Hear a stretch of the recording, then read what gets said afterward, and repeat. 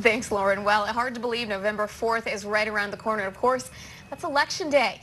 And after the election, there will be a new superintendent of education right here in South Carolina. Joining me right now, superintendent candidate Molly Spearman. Good morning, Molly. Thanks so much for joining us. Thank you. Now, Molly has a very extensive background, a lot of years in education that you bring to the table. Tell me a little bit about that. Sure. Well, I taught classroom music for 18 years, served as an assistant principal, and then came down to Columbia as a legislator for 4 terms, worked 10 years at the Department of Education, and the last years I've been the director of the School Administrators Association. I work with all the principals and district leaders across the state. Well, I have a couple questions to get into, but first I want to know, and I know a lot of viewers probably do too, what made you decide to run? After all these years in education, what made you decide to step up? Well, I know I'm very well prepared for the job, and I'm really excited about the future in public education. We've got to make some changes, and I think with my experience and the relationships that I built over my career, that I have the trust of the educators, business community, parents, and students, and I really think we can get some things done in our state. Okay, well, jumping into our questions here, let's start with, of course, one of the big issues, Common Core. Now, a lot of people feel the standards should be put into place. Others are against it, really split. An issue all over the country right now. Where do you stand? Well, anyone who's been in South Carolina knows it's been very controversial, and I fully support what the legislature has asked us to do. We've got to have high standards for our students. They deserve the very best, and our teachers deserve this to be settled. So I'm optimistic. We're going through a review right now, and I supported that so that South Carolina teachers are reviewing the standards, making sure they're right for our students, right for our communities.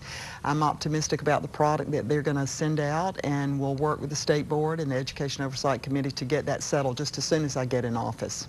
What's it been like for you watching all of the controversy, not just here, but all over the country right now with something that's obviously this important, how we teach our children? Well, it's so important, and we have to make sure that we're preparing our students for the new economy. The old days when your students sat in rows in classrooms and the teacher was the only person who could give information, that's changed. And so now teachers are the facilitators of learning. So we've got to engage our students to make sure that it's personalized learning and it's project-based so that they can apply what they know and solve problems. So it's very exciting to see what's going on in classrooms, and the new standards will drive that teaching. Okay. Well, moving on to our next question now, school safety. And of course, this morning, going back to Friday, of course, this is a really big issue right now. Just recently, a student walked into his school, his high school in Washington. One of the other students that was shot just died last night. So when it comes to school safety, a lot of parents want to know, what do you think can be done? What should be done to protect our kids? Right. Well, safety is always the #1 priority for all principals and teachers, anyone involved in schools. So we have to ensure first that the buildings are safe, that we have a plan of action.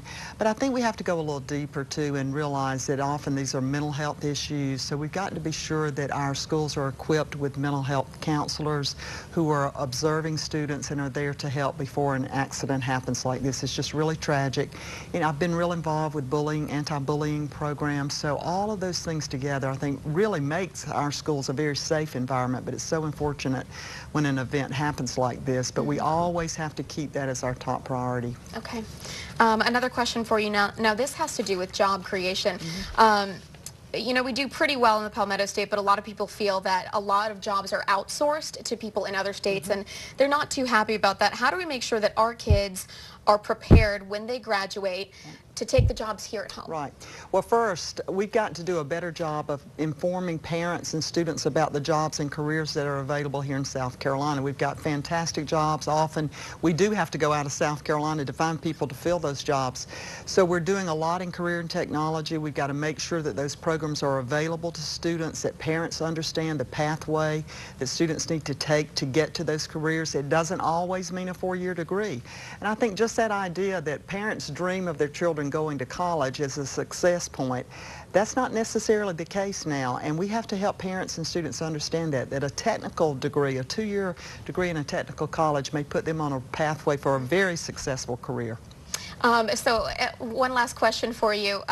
You know, if people are trying to figure out who they're going to make that vote for when they head in November 4th, what would you say makes you stand apart? What do you really bring to the table that's different than anyone else could offer? Well, I've got an extensive background in education, but more than that, I think my relationship with the legislature, the state superintendent doesn't have a lot of authority himself or herself to get things done, but you have to have the relationships and know the people, have trusted friendships there, and be able to take things to the table, bring all the stakeholders together. And I really have been blessed in my career building those relationships over 35 years. So I think that's what makes me different, and I really think we can hit the ground running on day one. What's it been like for you kind of watching the changes over the years in this long storied career of education? It certainly has changed, and with technology now, students can get information. We've got to facilitate and keep them engaged. And there are just so many opportunities for students that are different when I came along. So it's really exciting, and working with teachers and seeing how strong they are in our state. We've got a lot to be proud of here in South Carolina, and I'm looking forward to being an ambassador and really talking about the great things going on in public education. Very good. Well, thank you so much.